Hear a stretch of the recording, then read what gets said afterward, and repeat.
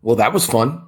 Texas Tech absolutely dominates from the opening jump up in Stillwater and beats the Cowboys 93-55.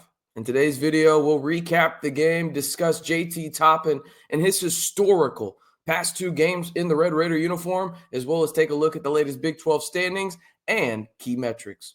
Hey, how's it going, everybody? It's RC Maxfield here for the Back to 12 podcast, and I don't know if people are truly appreciating how great JT Toppin has been this year for the Red Raiders. There's been some frustrating parts in terms of the ankle injuries here and there, but overall, he has been as advertised and then some. If you are excited that JT Toppin is a Red Raider, because Lord knows I am right now. I am excited to see what he is going to do in the Scarlet and Black in the most critical time of the year for Texas Tech here in the home stretch of Big 12 play. And of course, March Madness. And if you're excited about JT Toppin being a Red Raider, like the damn video. All right, let's jump into this one right away and really just look at the stats.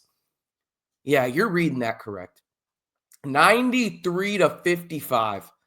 This was by far the best complete game Texas Tech has played in the Grant McCasland era. I truly mean that. From start to finish, I get it in terms of, maybe there's a more impactful win against better competition. But in terms of everything that Grant McCasland preaches, this game from the opening whistle till the clock struck zero there in Stillwater with the scoreboard reading 93-55. This was the most complete victory in his tenure as the Texas Tech men's basketball head coach. As you can see, they were led by JT Toppin. Another 30-point double-double for the star sophomore forward for your Red Raiders. 32 and 12 for JT Toppin in this one. D5 really didn't even have to do too much. You had Elijah Hawkins. He had 11 and 6. Chance McMillan didn't even have to do too much either in this one. Neither did Kerwin Walton, but I was encouraged that Kerwin Walton was aggressive when it came to shooting the basketball. Now, when we look at the overall stats for the Red Raiders in this one, which are just on your screen now, Texas Tech had 29 bench points, 24 points in the paint, 21 points off turnovers. They forced 14 turnovers and had 14 second chance opportunities to go along with 23 fast break points. You can see it on your screen right now in terms of the bench production. You had two guys score there. Christian Anderson, who is a bona fide diaper dandy. Shout out to Dickie V on that one. And then Kevin Overton, who, again, 4 for 11. You don't like that, but I'm telling you right now, people, you have to have a confident Kevin Overton going into March Madness if you want to reach your pinnacle, if you are the Red Raiders. Grant McCasland said so himself, where there's a couple of guys that are struggling right now that are not getting as many minutes as they typically would, that we are going to need to have them down the stretch. One of those guys was Kevin Overton. The other was Kerwin Walton. I don't think it was a coincidence that in this game that got out of hand pretty quickly, Texas Tech was up at one point, 30 points, 30-plus points at one point, that those two guys took a significant amount of shots in this one. Again, do you like the fact that they went 6 for 21? No, but you like the fact that they were aggressive and they were trying to find their shot, because those two guys are going to be critical for the Red Raiders down the stretch, as is JT Toppin.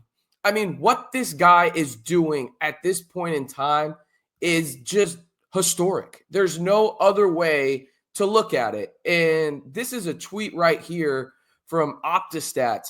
Over the last two games, so the Arizona State and this Oklahoma State game for Texas Tech, JT Toppin of Texas Tech men's basketball has 73 points, 27 rebounds, and a field goal percentage of nearly 75%, 74.4% to be exact. No other Division I men's or women's or NBA player has hit those three marks over a two-game span this century. They clarified this is dating back to 2000. We are talking about a 25-year data point, okay? He has been on a historic run for Texas Tech. And to be honest with you, do I expect him to do this against TCU on Tuesday, which is the next matchup for Texas Tech? No. But is it in the realm of possibilities?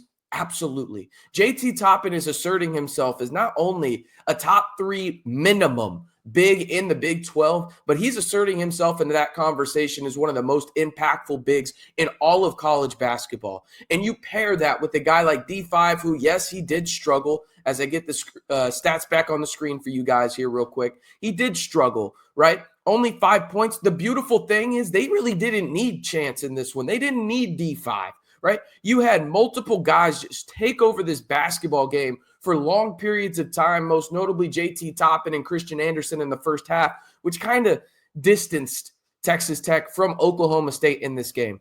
This was a bona fide just ass whooping, if we're being honest about it. It looked like Oklahoma State was playing JV basketball at maybe the middle school level, and Texas Tech was competing for a national title in terms of college basketball, right? They dominated in every aspect of the game. Rebounding, check. Passing the ball, check. Turnovers, check. Shooting the basketball, check. Just absolutely clinical by the Red Raiders up in Stillwater. And now Texas Tech moves in to another week that went 2-0 in the Big 12. And we'll look at the standings right now on your screen here in just one moment as the ad popped up on me. That's on me. But we switch on over to it. As you can see, the standings on your screen right now.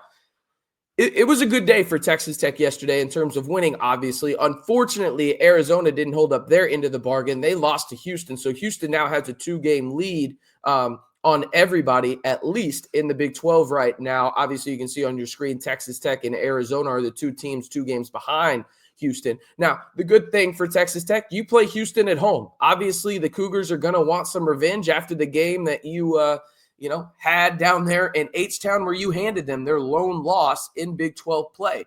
But as it stands right now, you are in great position. And in tomorrow's video here on the channel, we'll go a little bit more in depth on the metrics. We'll look at them here in today's video as well. But we'll do a deep dive and actually discuss a little bit more what the committee had to say about Texas Tech. Yes, the Red Raiders had committee discussion in terms of they were in the top 16, the top 4 seeds overall in every region, right? Released by the committee. They do this one time every year, about a month out from March Madness. The Red Raiders were involved. We'll talk about where they were, if they were snubbed a little bit, and where I think Texas Tech will end up on those seed lines. So you're going to want to pay attention to that. The best way to do it, like the video, hit that subscribe button.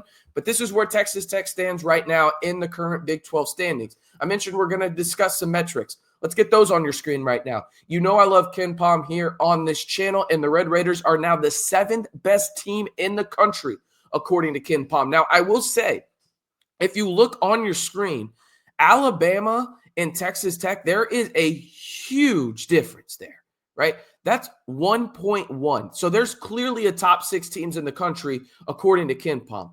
How big of a difference is that in terms of, where Texas Tech is at 7? It's basically 7 to 10. That's the difference there, right? But Texas Tech is firmly the 7th best team in the country, according to KenPom right now. And that team is clearly in the mix now to be a championship team, not only in the Big 12, but a national title contender. They meet those metrics to the Red Raiders. And if you look at the net, this was a stat that's very heavily weighted in terms of the committee. You can see it on your screen. Texas Tech, it backs up there.